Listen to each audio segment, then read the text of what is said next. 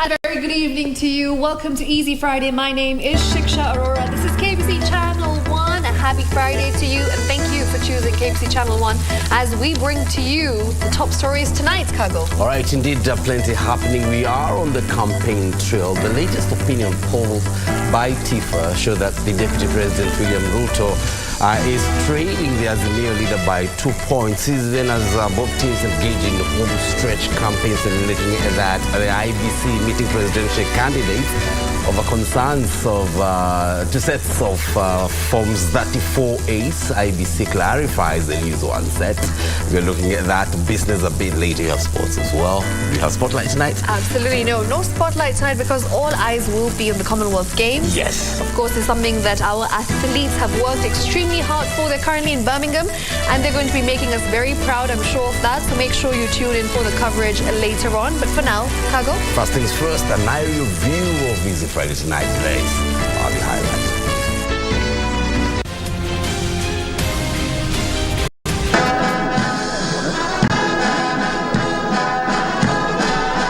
Call to serve. President Uhuru Kenyatta urges the Kenya Defence Forces to be dependable and courageous. The electoral body assures presidential candidates that only one of the two Form 34B booklets will be used for transmitting results. And step aside. Azimio flag bearer Raila Odinga tells United Democratic Alliance running mate Rigathi Gachagua over corruption.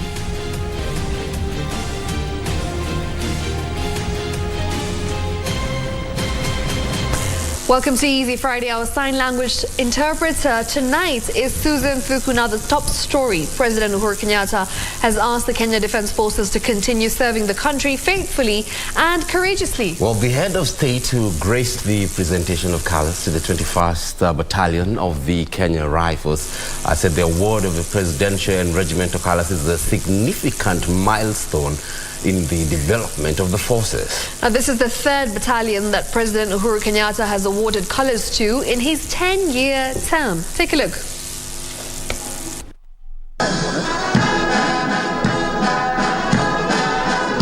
At the Ulinzi Sports Complex, Langata, Nairobi,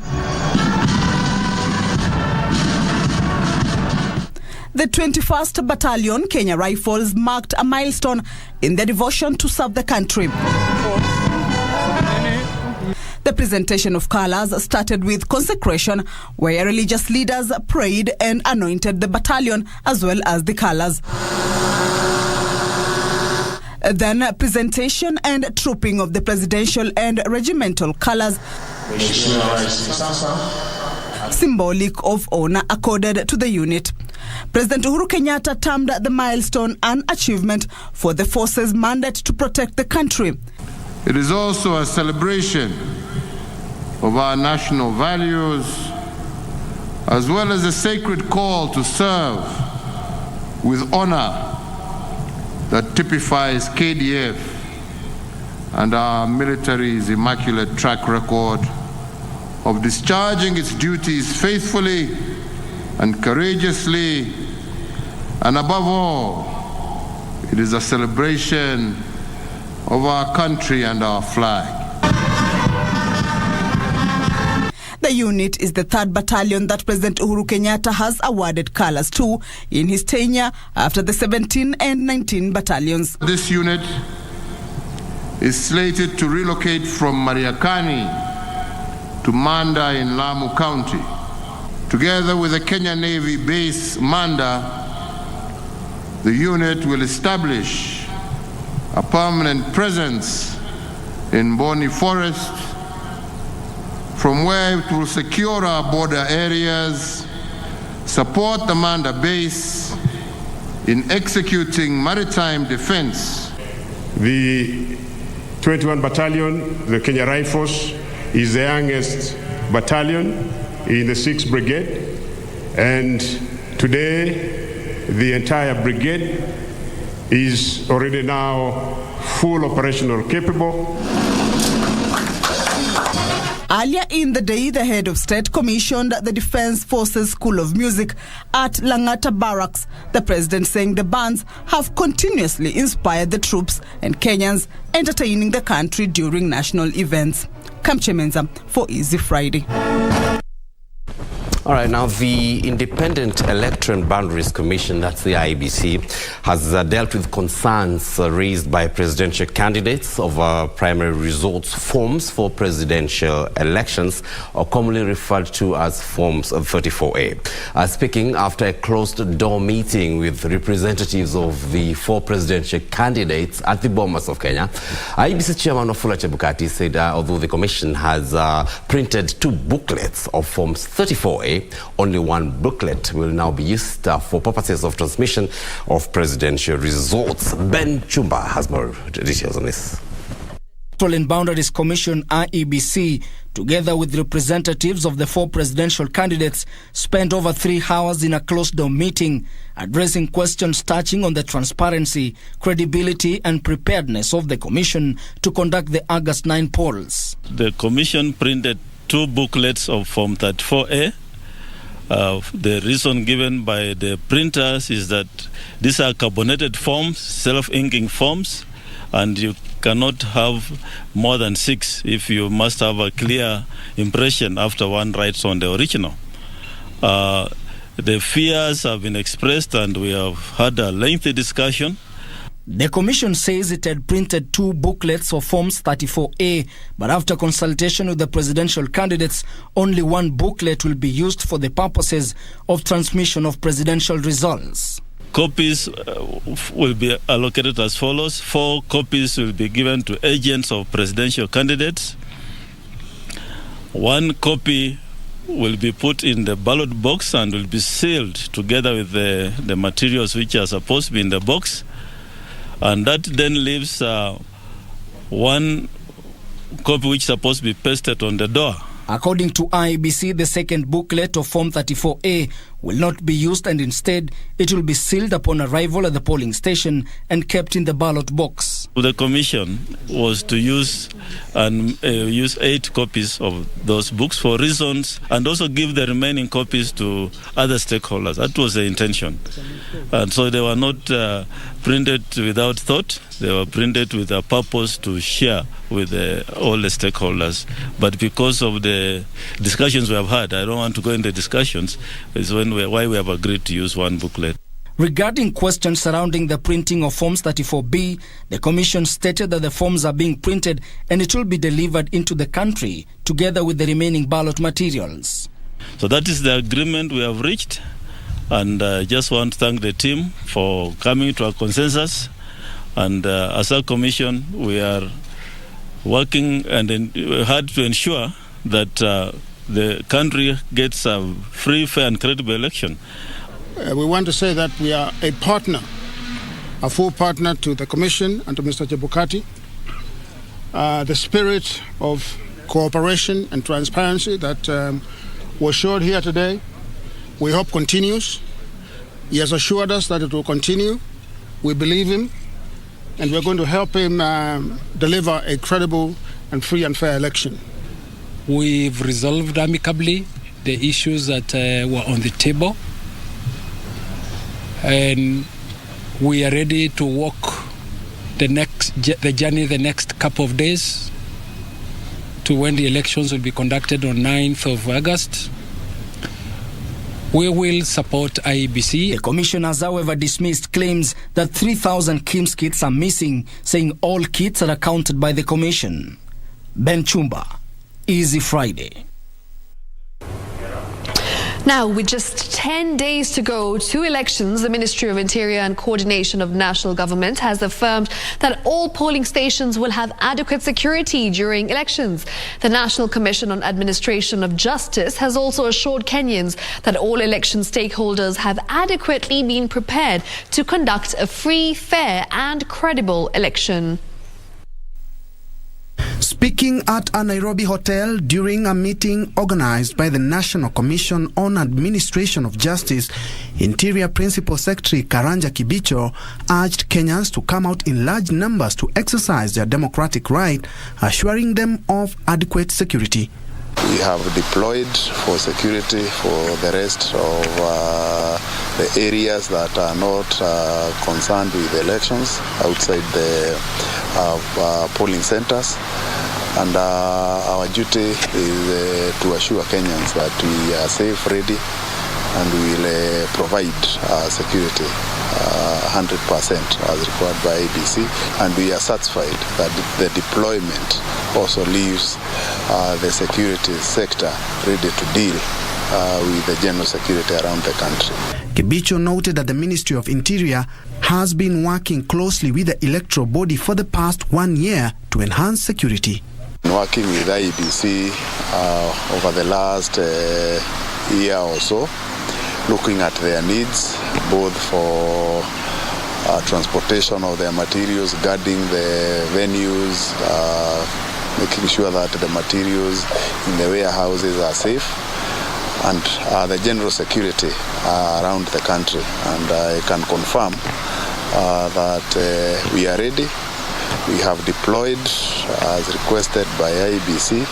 The Director of Public Prosecution, Nudin Haji, on behalf of Chief Justice Martha Koome, noted that all stakeholders in the justice system were ready to address any challenges that will arise from the election.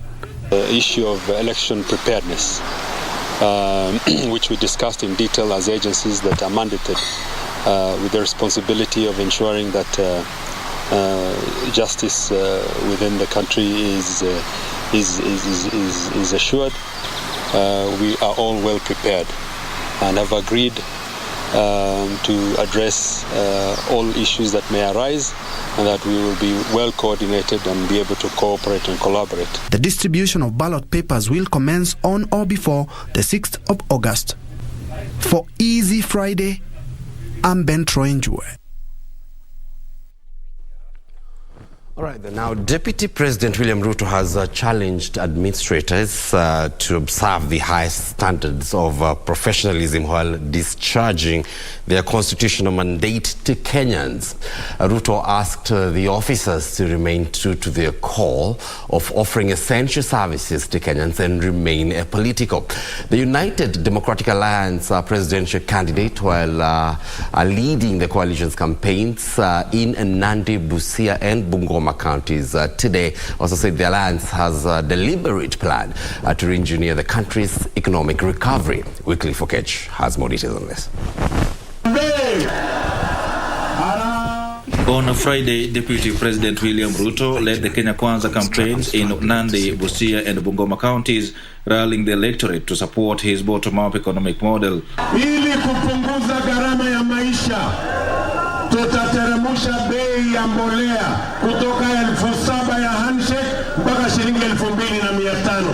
Ndio tuwasaidie wakulima wote, watuzalishie chakula ifike hapa kwa wingi, bei ya chakula ipungue, ndio kila Mkenya aweze kulisha familia yake jameni. Ruto and his allies at the same time challenged provincial administration personnel to practice the highest standards of professionalism while serving Kenyans. Ruto reiterating the Kenya Kwanza's deliberate plan to reinvent the country's economic recovery and growth. As Kenya Kwanza, ukisoma manifesto yetu, tumeweka Marshall Plan ya ajira ya hawa vijana, na tumesema kila mwaka tutaweka bilioni 200 kwa mambo ya textile industry, leather industry, wood industry, agro-processing, value addition, manufacturing, housing, ndio tupange ajira ya hawa vijana. Tunajua kura ya urais itaenda kwa William Samoei Ruto, na tunawaomba ndugu wa Busia, msimame na sisi kama tukiwa jamii za Western. Mimi nawaomba tarehe 9 mwezi wa 8, siku 9 zimebaki, nawaomba tupatie kura ya urais kwa Mheshimiwa William Samoei Ruto. Hebu nione kura hasla, nione kura hasla. Busia nione kura hasla. Kenya Kwanza's campaigns continue in Western Kenya with planned rallies in Kakamega and Viga counties on Sunday. For Easy Friday from Busia County, I am Wycliffe Okech.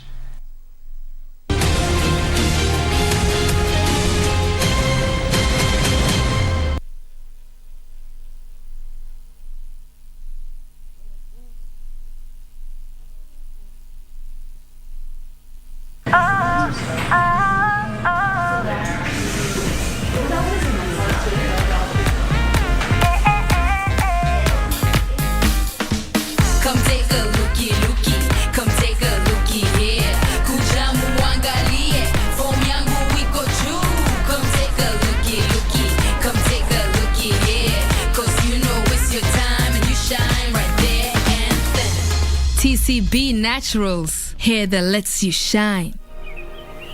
Mimi niko digital sasa. Nimepiga simu nikauza ng'ombe, sasa naweza lipia mtoto karo ya shule. Huyu sasa shule anasoma kompyuta. Na kama mtoto akigonjeka, napigia daktari simu. Huko hospitali nasaidika haraka. Through the Universal Service Fund, USF, the Communications Authority of Kenya, CA, facilitates the provision of diverse communication services to every part of the country so that no one is left behind. The Communications Authority of Kenya, opening your world. Agatha, ebufungu hiyo mdomo yako kubwa. Look here, Kemunto. As I said, we have work to do. So please, excuse us. Teacher is a teacher in order calling us low lives. Me low lives. Can you stop interrupting my line of presentation? Sir, what is that you're taking that is making you frown? No, this is chamomile tea with a pinch of turmeric, cardamom and cinnamon. All of you are rusas, I'm telling you. Rusas nyinyi wote.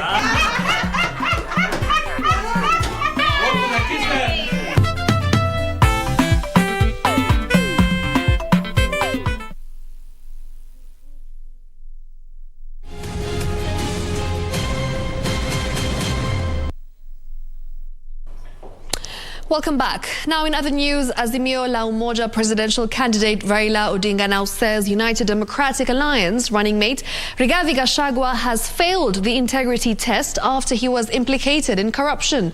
Speaking in a series of rallies in Machakos County, Raila said the High Court ruling directing Gachagua to surrender proceeds of crime to the state had demonstrated that he was unfit to hold public office. He urged locals to vote for him for a better Kenya. Take a look. The Azimio la Umoja One Kenya team Friday took their campaigns to Machakos County to woo locals. The coalition's flag bearer, Raila Odinga, hitting out at his main opponent, William Ruto's running mate, Rigathi Gachagua, claiming that the graft case against him had disqualified him from public office. Manake ufisadi inatoa mali kwa mfuko ya umma na kwa mfuko ya watu binafsi. Pahali kile ufisadi. Nyinyi hapa mnalipa ushuru kila siku.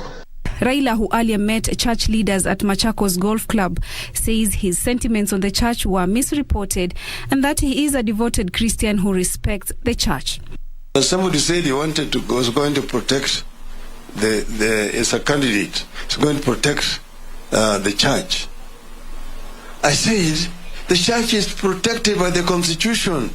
On his part, the coalition's running mate Martha Karua called on Machakos residents to vote them in office as they have the interest of Kenyans at heart. Mahali mama yuko hawezi sahau shida za wamama wote, hawezi sahau shida za vijana wote. Vijana mpo! Leaders from the area, led by Wiper leader Kalonzo Musyoka, Governor Charity Ngilu, Kivuta Kibwana, and Senator Mutula Kilonzo, vowing to marshal Ukambani votes in favor of the coalition. Ndugu Raila, I want to assure you, hizo siku 10 zimesalia. Mimi mwenyewe sitalala. Nitaenda kila mahali kwa siku hizo kwa mpangilio. Naongoza kikundi kimoja, Mother anaongoza kingine. Na yeye akiingia huko atuokoe vijana wapate kazi, tupate maji Ukambani. Sisi huku Ukambani tuko set. Asante baba kuniweka team leader wa uchaguzi huko, na kura zote huku ni za Raila. Baba, sisi wewe umetuitisha kura 2017, 2013 tumekupatia. Wewe enda ungoje kura zetu ziwe pamoja, na usisahau Wakamba. Zainab Said, Easy Friday. Now, the National Cohesion and Integration Commission has issued a 7-day ultimatum to social media giant Facebook to urgently implement the requirements to tame online hate speech, failure to which the Commission will call for a suspension of the platform in the country. Well, this warning coming in the wake of a report by Global Witness that revealed Facebook's inability to detect advertisements containing hate speech. Approximately 2.9 billion monthly users as of the first quarter of 2022, Facebook has sustained its brand positioning as the world's biggest and most famous social network. In Kenya, the trajectory of this growth could be derailed if the National Cohesion and Integration Commission makes good its threat. But if Facebook does not comply to the requirements that we'll send to them, recommendations that have been sent to them, within 7 days, we will recommend Facebook actually to be suspended from this country from operation. Why? Because we say in this country that the country is bigger than a politician or individual. Don't we say that when it comes to politics? So our position is very clear. This country is bigger than a social media company. NCIC Commissioner Dr. Danvas Makori made the revelation during an event that saw the Commission receive a report of an investigation done by an international non-governmental organization, Global Witness. This shows that Facebook is failing to detect some of the most overt examples of hate speech in both Swahili and in English, and this raises very serious questions about their ability to detect hate speech. This does follow on with those findings from Myanmar and Ethiopia from earlier this year, which found exactly the same issue, and yet nothing has changed. Kenya is actually the hub of all Facebook's operations in the whole of Eastern Africa. So it's about, and if you look at the number of ads that are run on their platforms, in total disregard to basic human rights principles, it's about time that they're held accountable. So as Kenya Human Rights Commission and their Gaza movement do agree with the recommendations of this report. We have only 10 days to an election, and we do not want the environment to be marred by the fact that people or such platforms like Facebook go unregulated and therefore allow incidences of hate speech and others to go through. At the same time, the NCIC is cautioning Kenyans to engage in meaningful interactions on social media platforms. Safin Acheng Oma, Easy Friday. Now, Azimio la Umoja presidential flag bearer Raila Odinga is still the most preferred presidential candidate, according to 2 opinion polls released Friday. Now, Center for African Progress says that 52% of Kenyan voters would elect Raila Odinga if the polls are held today. TIFA research firm likewise says the Raila Odinga Martha Karua team is leading with 46%. Well, both surveys indicate that Deputy President William Ruto, who is vying for the presidency on the United Democratic Alliance ticket, will garner 44% of the vote. According to an opinion poll conducted by Center for African Progress, Azimio la Umoja One Kenya coalition presidential candidate Raila Odinga will defeat William Ruto of UDA in the presidential race if the general election is held today. 52% of respondents said they will vote for Raila Odinga, while 44% stood with the deputy president. Raila will come out on top, getting a roughly 52% of the popular vote. And then Mr. Ruto they're looking at a 45%. Azimio la Umoja One Kenya Coalition Party is also more popular than the Kenya Kwanza Alliance, according to the pollster, even as majority of respondents indicate intention to vote for candidates and not parties. Another opinion poll conducted by Trends and Insights for Africa also ranked Raila Odinga as the most preferred candidate at 46%, while Kenya Kwanza presidential candidate William Ruto would get 44% of votes cast. It may be that Odinga's choice of Karua as a running mate is having a very positive impact, not in terms of gender, but in terms of attracting people of both genders for other reasons. Tifa also indicated the Deputy President William Ruto's United Democratic Party UDA is still most popular party in the country at 41%, followed by Orange Democratic Party at 34%, while Jubilee and Wiper Movement come in third and fourth at 7% and 3% respectively. Kisho Kiwashira, Easy Friday. Now, the Kenya Forest Service is calling for the recruitment of more rangers to complement their efforts in the protection and restoration of the country's forest resources. Well, in the last year, the service has lost 9 rangers, 2 among them as a result of accidents in the line of duty, while 25 have suffered injuries also while on active duty.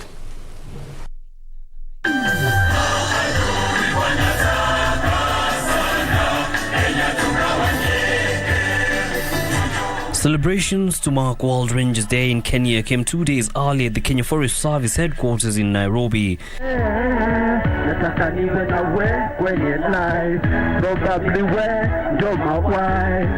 Kenya Forest Service Chief Conservator of Forest Julius Kamau said the service continues to improve working conditions of staff to ensure the welfare of the unsung heroes is catered for.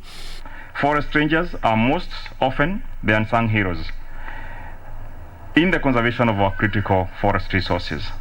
They are stationed in the remotest part and the deepest end of the forest. They stand guard both day and night under harsh weather conditions and patrol through rugged geographical terrains just to ensure safety of our national heritage. World Rangers Day commemorates rangers killed or injured in the line of duty, and at the Kenya Forest Service headquarters in Nairobi, a prayer was said for the fallen and injured men and women in uniform. Ranger Mwarabu Gabriel Nyika, Ranger Baana Manase Ade. KFS recently promoted 413 staff members, with some of them receiving their conferment badges during the celebrations. You can imagine you're patrolling in an area whereby ndovu ziko, nyoka wako, nyati wako, tena kuna milima. Lady officers, sometimes we are deployed in very remote areas, whereby to get our sanitary pads is a challenge. Challenges notwithstanding, KFS has achieved the set 10% tree cover goal, according to the National Forest Resources Assessment Report 2021. Yusufar reporting for Easy Friday. Meanwhile, a cross-section of community leaders in Nairobi County are calling on residents of informal settlements in all 17 constituencies in the city to be agents of peace during the electioneering period. Elsewhere, the national government, through the End Malaria Council, is planning on using drone technology to spray insecticides on mosquito habitats in Busia County. Let's round up news from different counties.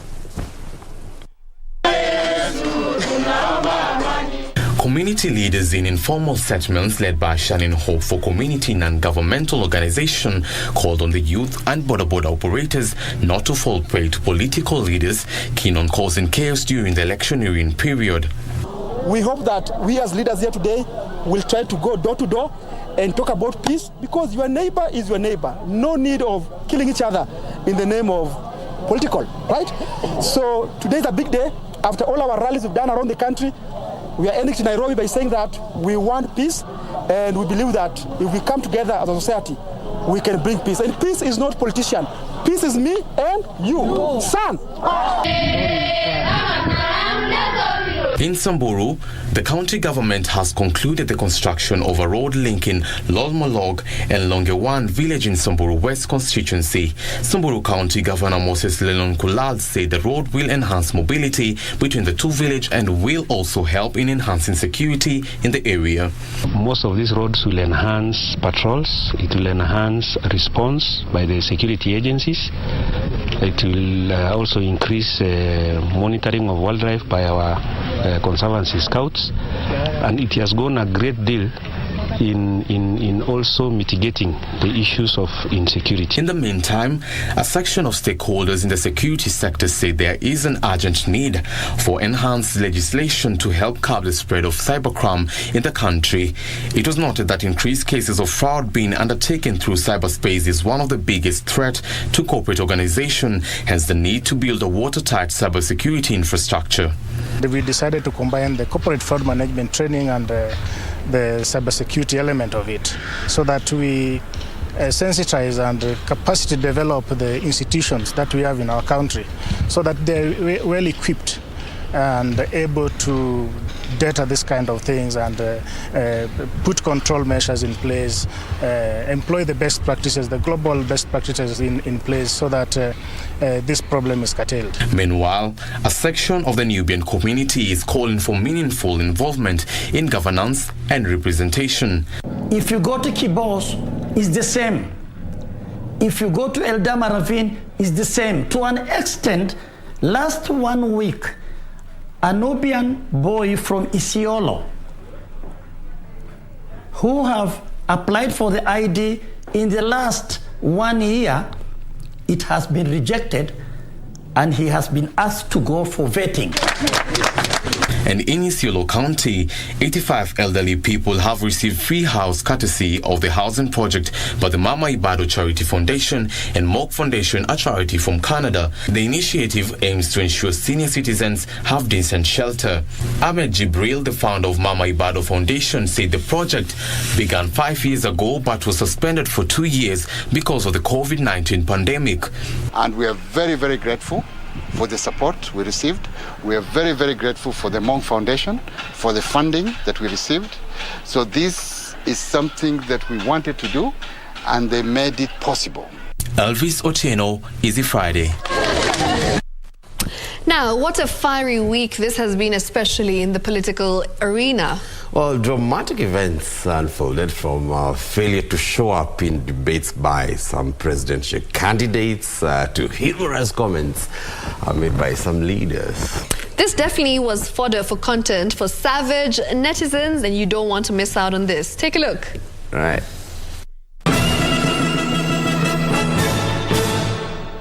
This week, our political leader's sense of humor may have just exceeded netizens' expectations. Let's see what they had to say. Hilarious week with much love being blown into the air. President Uhuru Kenyatta's light moment in Nakuru cracked a few of netizens' ribs this week. I love you too. Allah! Allah! Ivan, it is the laughter for me. But it seems like the president may be a man of many talents after putting on a show today at the Kenya Defence Forces Trooping of Colours event. Have you ever seen him this happy? After this performance, maybe he could try music after presidency. However, when the president was showing some love, Professor George Wajakoya may have put a target on his back after showing up for the debate and leaving shortly after. Korir tweeted, "Don't joke with Bang." Wajakoya went to Kwea presidential debate venue to say he won't come, to which Annex responded, and passive smokers followed him to confirm if he truly arrived at the venue. Hey, y'all, come look at this. The no showing up drama was not about to end as Azimio's Raila Odinga came under fire for snubbing the presidential debate, while several others scrutinized his reasons for failing to show up. Kim, ukiona cha mwenzako chanyolewa, run. Martin, hata kama ni mimi singeenda. However, for Godwin's, I'm his supporter and very happy with Raila Odinga's decision. And we won't dare conclude this week's series of dramatic events because enough is not yet enough. Deputy President William Ruto got the masses going with his comment, "Enough is enough," which was a moment that stood out for many. How much is enough? Enough is enough.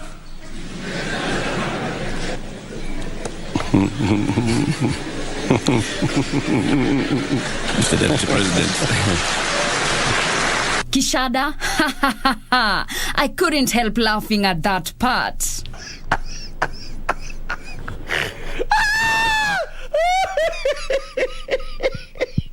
Well, enough is enough for today. Catch you next week on Savage Netizens. For Easy Friday, I am Teresa Mutai.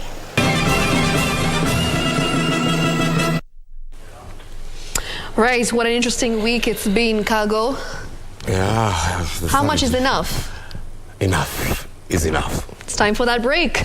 Make sure you don't go too far. We'll be back in just a moment. Just enough time for you to go on that break.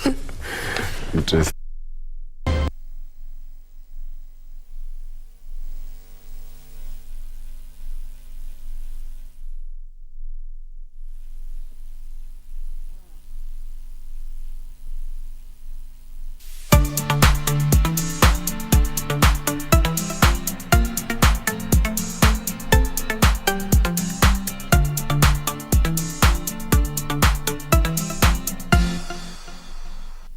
Kupata mafuta kupanda, kama sikiza tune kwenye simu yako, bonyeza *811 *962#. Nashukuru serikali kwa kuongeza bei ya mafuta. Sasa niko kwa highway na hakuna traffic hata kidogo. Naomba serikali iendelee hivyo, tubaki tu watu ya gasla na heavy machine peke yake. Pia mimi naomba huyu serikali waseme kama gari yako ni below 3000 cc, gari yako na baki nyumbani, itengeneze nyumba ya kufuga kuku. Kupata mafuta kupanda, bonyeza *811 *962#.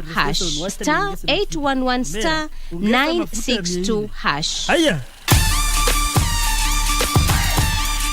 Mexico has also been known for being home to one of the most spectacular forms of pro wrestling ever, Lucha Libre. Major League Wrestling competes with the grandest Lucha Libre organization in the world, AAA. Oye la murga.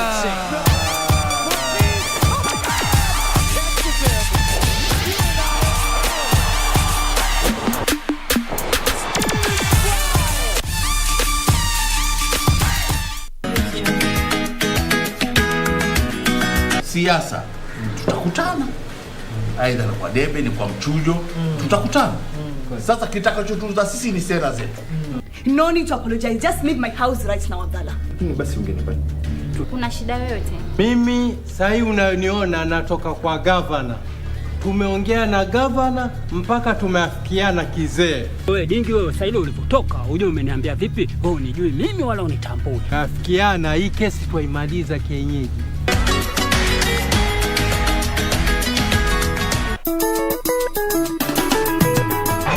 He has been widely described as the enigma in Kenyan politics. For 50 years, Kenyans have wandered in the wilderness. His critics are as eloquent as his supporters are in their praise. When it was in the interest of the country that it was important for him to work with KANU for the benefit of the country, he did that. As a seasoned politician, his stab at the presidency has been a case of so near yet so far. They now have an opportunity through these elections. But who is this man?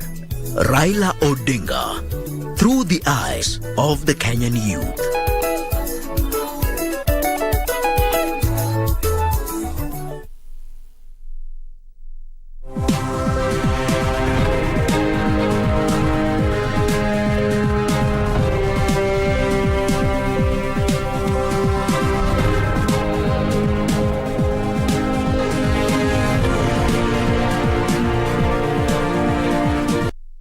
Welcome back. Let's now take a look at today's business news. My name is Caroline Jenga. Now, the government will soon begin training of 20 million citizens in digital literacy and launching thousands of digital villages. ICT Cabinet Secretary Joe Musheru says the plan seeks to thrust Kenya into regional software hub as envisioned in the National Digital Master Plan 2022 to 2032. National Digital Master Plan 2022 to 2032 aims to provide a holistic and coordinated approach so as to ensure the alignment and optimization of ICT's resources with changing needs. The government says the master plan is anchored on digital infrastructure, digital government services, products and data management. ICT Authority Board Chair Professor Frederick Owino says 40,000 schools, 20,000 government institutions, 23 health facilities, 25 hotspots and 1,050 innovation hubs will be rolled out in the country. In that master plan, we have listed all the government priorities in ICT investment. Indeed, this has been defined as key programs which will be completed within that period. The emerging trends in the ICT sector have been identified as ways of accelerating the uptake of ICT technology in the country. Upon completion, these flagship programs will build up on gains the government has already achieved and which are already contributing to fostering digital economy. Speaking during the construction of a software factory in Mulot, Bomet County, Professor Owino says the software factory will go a long way in cementing Kenya as the regional ICT hub. All these efforts are aimed at bridging the digital divide and take services to every corner of the country, especially rural communities. The Ministry of ICT for the gift that we have given to the people of Bomet and our region and our entire continent of Africa. The factory in Mulot will be the first among two scheduled for construction, where the government targets to employ over 100,000 software engineers to develop applications for the region and the global market. Alan Auko, Easy Friday. Now, Michael Joseph has stepped down as Safaricom chair after 3 years, but will continue to be a director with the company. John Ngumi, who currently chairs the Industrial and Commercial Development Corporation, will take over the chairmanship of the Safaricom from next month. Safaricom has applied for a mobile money license in Ethiopia and is awaiting regulatory approval. In August 2020, Safaricom appointed Michael Joseph as the chair of its board of directors following the retirement of Nicholas Nganga, who served for 16 years on the board of Safaricom. Michael was previously the CEO of Safaricom from July 2000 to November 2010 and then again as acting CEO from July 2019 to March 2020. Michael has been serving as a non-executive board member since 2008. Today, Safaricom announced the appointment of John Ngumi as the chairman of its board effective from next month. Michael told shareholders at the Safaricom AGM that it was his personal decision to step down as chairman of the telco to focus more on the Ethiopian business and the Kenya Airways role. Safaricom is in talks with the Ethiopian government to operationalize mobile money services in the country. We've made progress too with Ethiotel in establishing a mutually beneficial partnership for interconnection and transmission capacity, as well as tower and power sharing. Michael assured that the telco is well prepared for the upcoming general election, as about 98% of polling stations are covered by 3G and 4G network. All prepared for the elections in terms of both our network, which is protected, and we have a network freeze starting a day before the election, so no changes in the network. All our base stations have backup generators. I must say that we cover almost 98% of the polling stations. I believe only 700 polling stations are not covered by our 4G or 3G network. Kago has moved to calm investors' jitters over the falling value of Safaricom shares at the Nairobi Securities Exchange, adding that the decline is part of the global trend due to the elevated geopolitical and macroeconomic environment. I know there is apprehension about our stock that has declined since the peaking in August 2021. Our prominence on the Securities Exchange as the most liquid stock in the market sometimes make the stock susceptible to global portfolio shifts. A delegation from the Ugandan parliament has visited Tatu City to benchmark on the successful implementation of the special economic zones.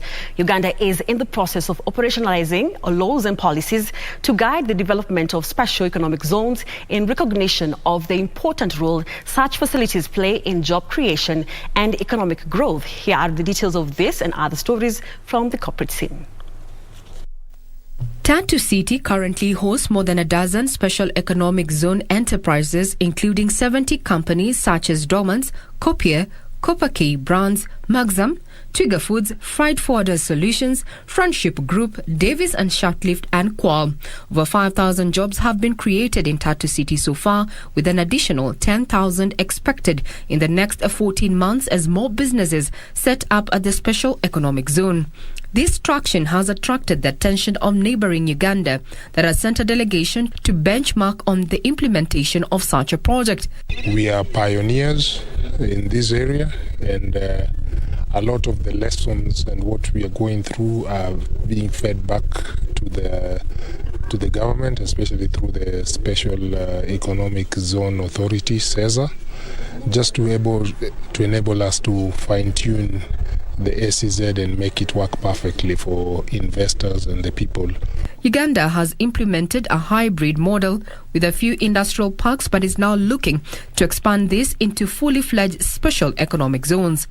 But we have been having arguments why government is putting money in a private facility. So we've seen what government can come in to invest in, like infrastructure and many other amenities in a private-owned investment for the good of the country. Elsewhere, the Central Bank of Kenya has announced the acquisition of 66.06% shareholding of Daraja Microfinance Bank Limited by UMBA Incorporation, effective this month. UMBA is a fintech company incorporated in the state of Delaware, United States of America, while Daraja MFB offers community microfinance business within the Dagoretti division of Nairobi County. In Kenya, UMB operates as a non-deposit taking credit business through its subsidiary UMBA Technology Limited.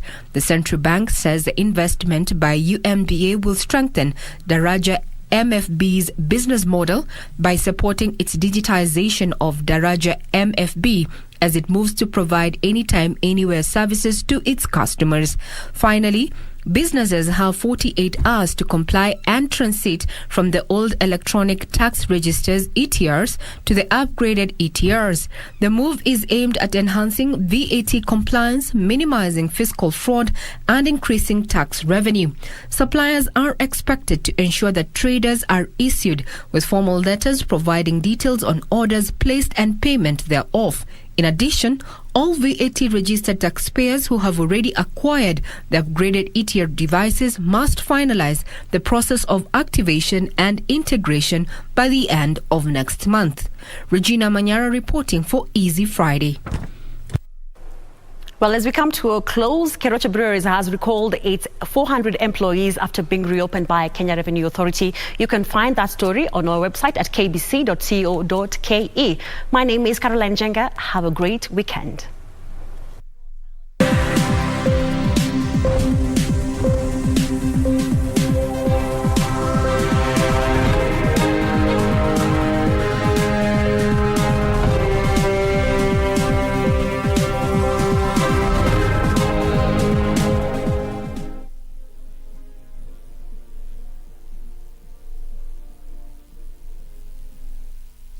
Thank you.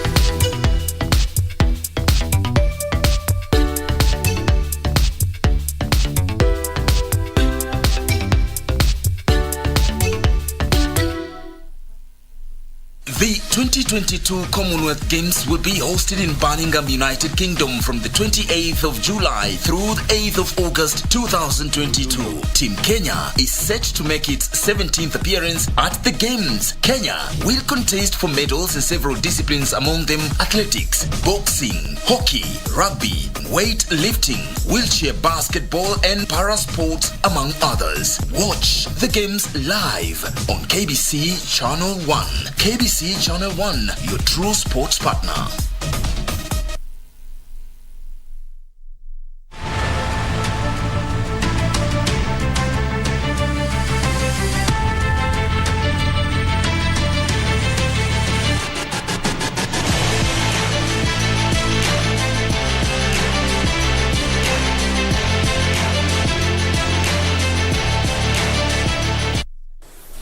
All right, and a warm welcome to Easy Friday Sport. Now, Kenya Prisons suffered a 3-1 loss to defending champions General Service Unit in the volleyball playoffs.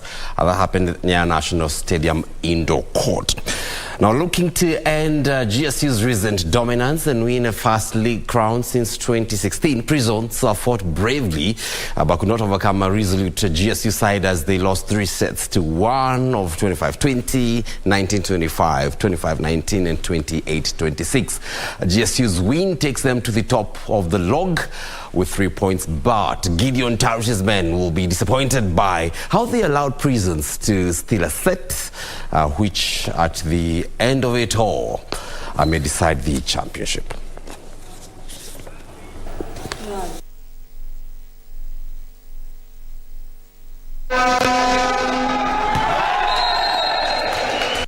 All right, now a program to develop 500 professional young rugby players in Kenya in the next 3 years has been launched here in Nairobi at Hillcrest International School. Now, the Rugby Festival was organized by King's Rugby Development Academy and attended by Maro Itoje, England national rugby team player, and Atlas Foundation trustee.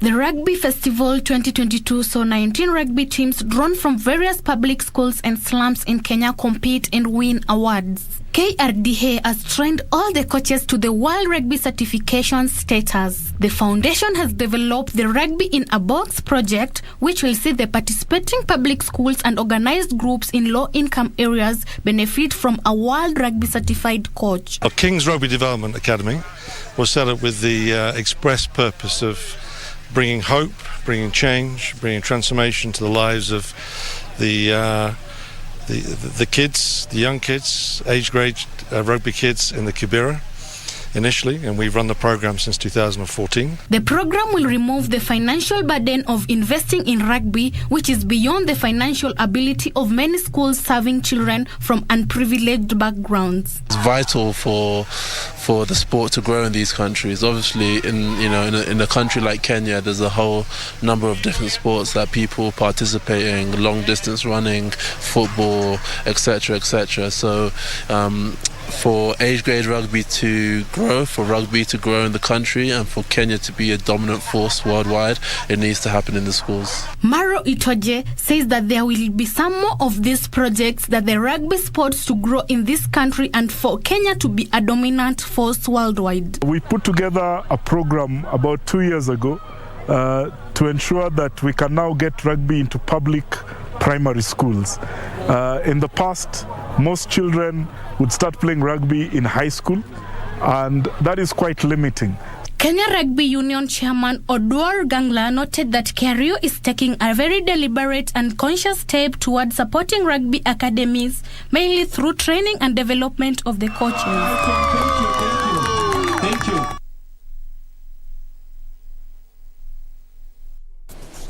All right, now, FA Cup winners Liverpool will face EPL champions Manchester City in the Community Shield. That's at the King Power Stadium tomorrow. Liverpool will miss the services of goalkeeper Alisson Becker, Kostas Mikas and Alex Chamberlain due to injury, while City will be without the injured Aymeric Laporte. Now, new signing Darwin Núñez will lead the Liverpool striking line, after Sadio Mane left for Bayern. Well, Pep Guardiola will call upon his new signing, Julio Alvarez, Erling Haaland and Calvin Phillips, after losing Gabriel Jesus, Zinchenko and Raheem Sterling to Arsenal and Chelsea, respectively. Liverpool have lost 4 of the last 6 Community Shield appearances, including the 2019 penalty shootout to Manchester City back in 2019. However, 6 of the last 7 competition finals have been won by the FA Cup holders.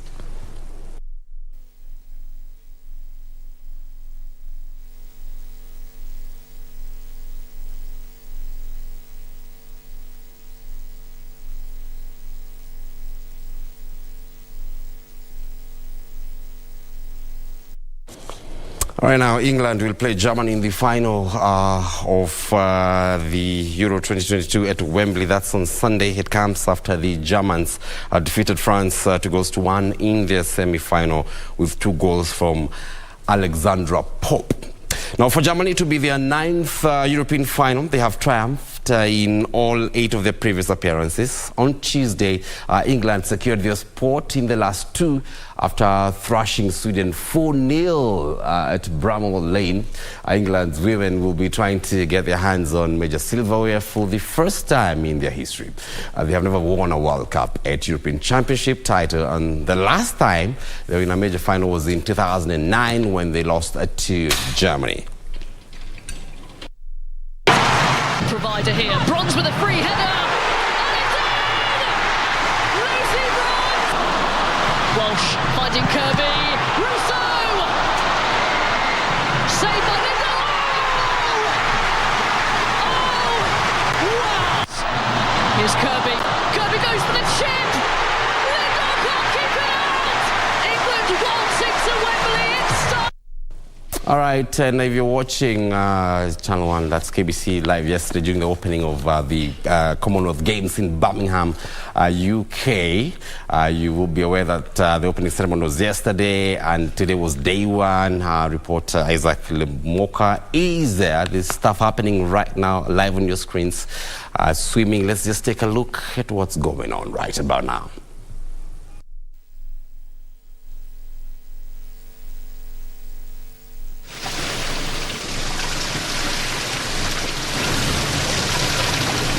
People think to go sub-1 for the first time as well.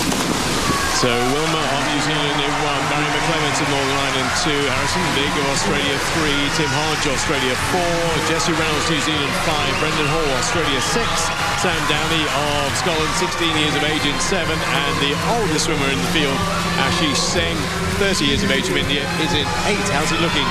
Well, Barry McClellan's up there in lane 2 for Northern Ireland. He's trying to get their first ever Commonwealth Games medal, and he attacked that quickly in the early stages, but it is Tim Hodge who turns in 29.98. He turned in 29.79 at the World Championships to go 101.88. So he's swimming very well, but we can see the race unfolding. Jesse Reynolds in that black hat of New Zealand closest to us, the black hat of Northern Ireland up there in lane 2, and also then Harrison Big trying to get back. All right, there you have it. And of course, we are carrying these games live for you all the way from Birmingham. That's the Commonwealth Games 2022. But that puts a cap for now for Easy Friday, Shiksha. Absolutely, but make sure you stay right here because we will have coverage coming up later on about what's happening in Birmingham. The Commonwealth Games Rumba currently ongoing. Very interesting time for Kenyan athletes. The team is there. The team has been working very hard just to ensure that they bring a few medals home, and we wish them all the best. With that, it's good night from us, Kago. All right, many thanks for choosing us tonight on behalf of the whole team. So long. Sign language interpreter not forgetting is Susan Thuku. Shiksha Arora signing out. Good night. Good night.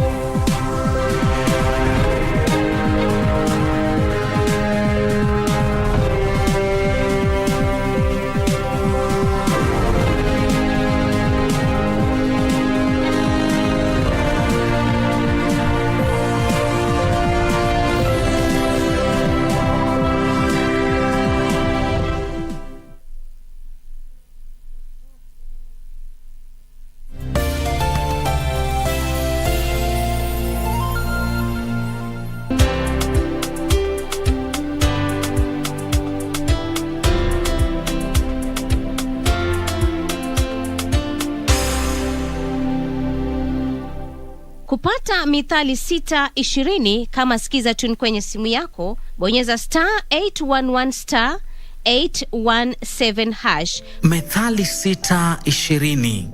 Mwanangu, shika maagizo ya baba yako, wala usisahau mafundisho ya mama yako. Yaweke daima moyoni mwako, yafunge shingoni mwako. Yatakuongoza njiani mwako, yatakulinda wakati ulalapo. Kupata mithali 620, bonyeza *811 *817#. *811 *817#. Can you feel the excitement in the air? Aggression is not a political tool I ever use. Never.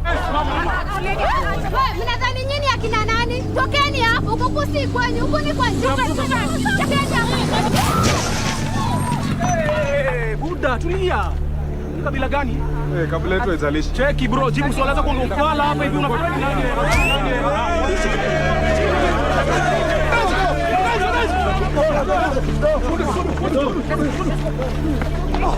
The future! The future! The future! The future! Thank you, asanteni sana.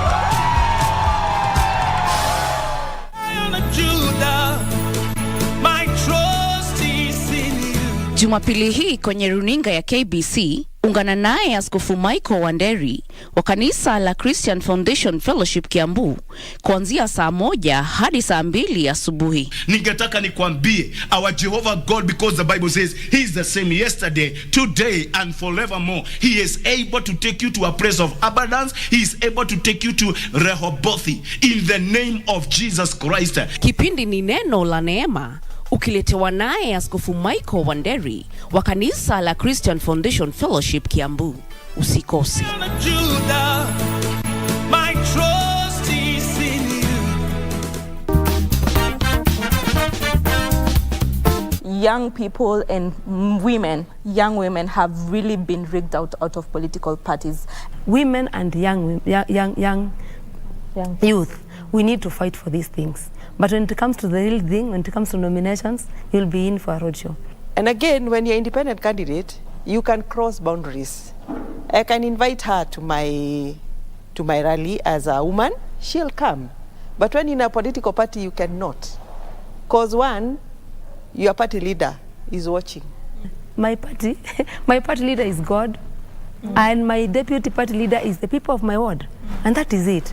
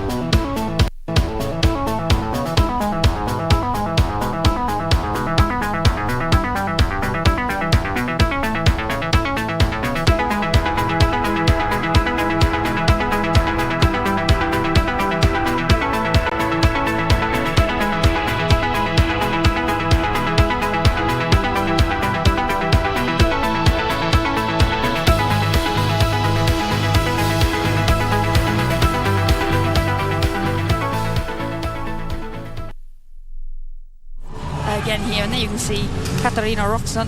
She's the Paralympic champion in the 100 breaststroke from Rio. There's class all over this field, but it will be those lanes 2 to 6 that you'd expect to be fighting out for the podium. They're the freestyle specialists. Alice Tai, one of the athletes in the S8 category, swimming up, as is Tufu Noifi of New Zealand in lane 8. Sophie Pascoe, the Paralympic champion of 2021. 4 years ago, Alice Tai got the silver, Eddie Cole got the bronze. 100 freestyle final for the S9 category. Alice Tai of England, Ashima Cole of Australia, Eddie Cole, Australia in 3, Sophie Pascoe, New Zealand 4, Tony Shaw, Scotland 5, Emily Beecroft of Australia in 6, Tatarina Roxon, Canada 7, and Nufi of New Zealand in 8th, about halfway down the pool now, Liz. Yeah, and it was McConnell that got the best start there, up there in the top, with yellow hat of Australian lane 2, but the power of Sophie Pascoe, she's got great sprint speed and she knows she's got to attack this down the first 50 metres. She hasn't had the build-up that she would normally have, and she knows that Tony Shaw, the world champion in the 400-metre freestyle, has got a strong finish. You can see the blanket chasing down Pascoe, but Pascoe going very, very well here into the final 25 metres. World record holder and Commonwealth record holder is Sophie Pascoe, and what she needs to do now is hold on from the Australian charge. Eddie Cole's coming back at her, Ashley McConnell's coming back at her, and Emily Beecroft as well, but they're not going to catch her. It's going to be Sophie Pascoe, and is it going to be Tony Shaw for third? Beecroft beats her to second place, but it is another Scottish medal, bronze for Tony Shaw, but that's all about Sophie Pascoe, and she dominated that race from the off. Yeah, you can see just how relieved she is there. I saw her this morning and she's like, genuinely don't know how this is going to go. I'm so nervous. And you can see how much it means. You can see how much these races are starting to take out of her. She's dropped the 200 metres individual medley from her programme because she passed out after it in Tokyo. And you can see those two girls, they have swum together from the start, as we mentioned. World Championships 2006 they started. Now, Sophie Pascoe, not necessarily bowing out here, but it could well be her last Commonwealth Games, and you can see how much it means to her. Her fiancé is in the crowd. Her family haven't travelled this time. Unfortunately, her grandmother passed away just a few weeks ago, and she's got such a strong connection to her family that it does mean the world to her, and I know that victory will be for her. But great swimming there from all the girls. Beecroft again finishing very strongly to take another major championship silver medal, and Tony Shaw will be delighted for Scotland to be third and not in that fourth position, which she said, I just fed up of finishing fourth. Yeah, edged out by 1/100th of a second from silver as well. 103.74 plays 103.75. That's how tiny it was. Great smile. And, this probably will be her last Commonwealth Games. And she's retaining all those titles and retaining all those best times as well.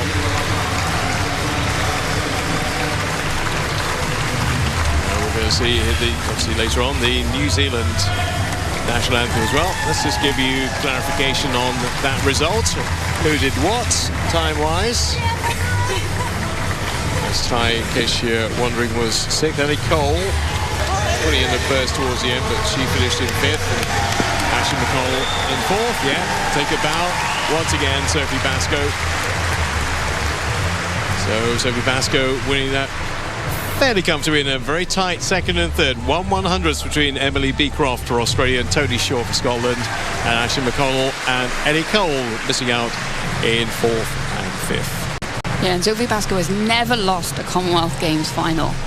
She's only ever won gold at this competition, which is a pretty incredible stat, and it's not always been in the same event. Right, we're going to get back to one of the earlier races. What a race it was, and again, we thought something quite spectacular might potentially happen in this one. 200 freestyle final for women. Medal ceremony for this. And this is another Australian 1, 2, 3. And a new games record too for Ariane Titmus. So Titmus, Callahan and Wilson from Australia will be making their way to the medal podium in just a moment. Freya Ranson just edged out for England in fourth place. But here comes the medal ceremony for the women's 200 metres freestyle. Just make sure everybody's lined up photograph-wise. And swimmers ready to come out onto pool deck.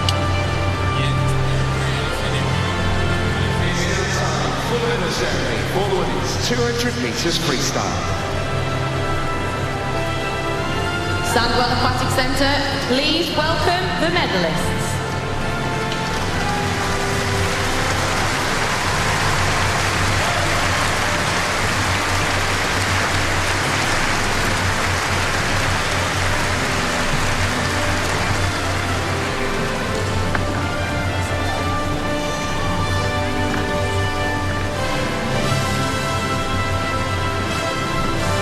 The medals will be presented by the President of the South African Sports Confederation, Barry Hendricks. Accompanied by the Commercial Director for Dettol, Jonathan Weiss.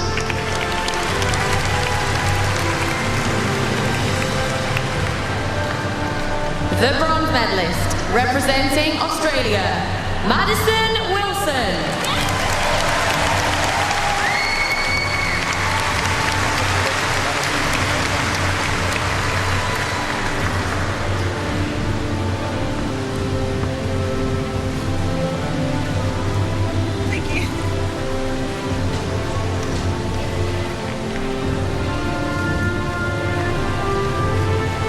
Silver medalist representing Australia, Molly O'Callaghan.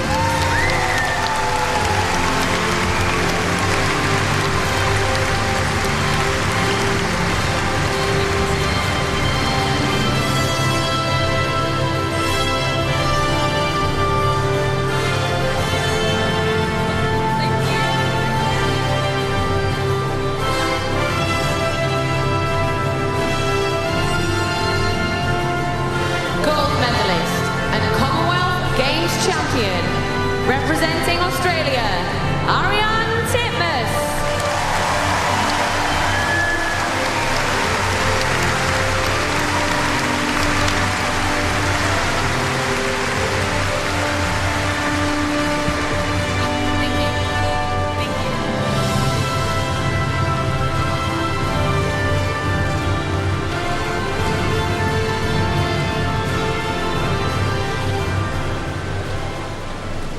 For those who are able, please stand for the anthem of Australia.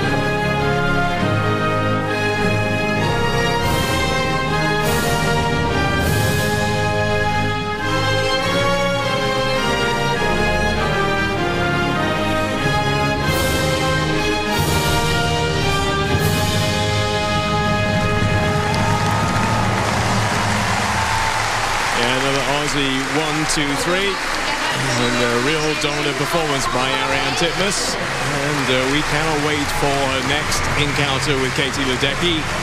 Gets the better of her on the 2, it's very tight on the 4, and Ledecky normally gets the better of her on the 8, so it's at 400 really where they meet, somewhere in the middle. But it's not going to happen this year. It will happen at the World Championships, I'm sure, next year. That's an Aussie 1-2-3, Titmus, O'Callaghan and Wilson in 3rd place, with Freya Anderson of England in 4th place. Right, it's the splash and dash time. Is still with me for men's able-bodied 50 butterfly semi-final coming up next. We've seen the ladies move round. Yeah, and we saw this morning, there's not a lot of time, is there, to catch your breath, even on poolside, let alone being one of the swimmers on the slide. There's so much power coming up in these 2 semi-finals. They can't hang about, get that free speed off the start. Use it to your advantage, and then if you're feeling comfortable, maybe ease up a fraction in the final strokes, but you don't want to miss out. Here's a question for you. Could we potentially see Chad Leclos not make this final? I think absolutely, There's 16 athletes, and we always say if you've got a lane, you've got a chance. And your reputation, it gives you confidence, it gives you prestige, but it doesn't give you the result just from turning up. And I think he could make it, but equally there's a lot of people like Lewis Fraser broke the Welsh record, Gregory Swinney broke the Scottish record. There's some real youngsters stepping up, and we've talked about it again. So for some people, this is the biggest competition they've ever been in, and so they're getting that adrenaline, they're raising their game, they're performing best they've ever performed. Whereas he's a seasoned professional and he's got a big program, so sometimes you just don't have the same jumps that you do when you're young. And it's his weakest event. We must point that out. The 200 fly is his best event, probably followed by 100. The 50 fly would be the kind of thing you do for a bit of fun, but for speed work, it's very important for the 100. Absolutely, and we talk about people meeting from 100 going up to 200 and coming down 400. We talk about these freestylers, and it's the same with the butterfly. You work all elements of it, and actually racing is part of the training these days. It's another like an element of your training program is to race. You see athletes now race a lot more than they used to in the past because you used to try and protect yourself, but actually people have learned that you only get that last bit of speed from putting yourself under the pressure of a race environment. Well, we're seeing the conclusion of the 200 freestyle lap of honour for the three Australians. And again, case of trying to get all those pictures, get the best pictures you can. So a big phalanx of photographers. Once Adam Peaty arrives, I tell you there'll be probably about 3 times that number on the far side, almost certainly, because he won't just be on the sports pages, he'll be on the news pages as well. As he makes his way back, because he wasn't at the World Championships a few weeks ago with that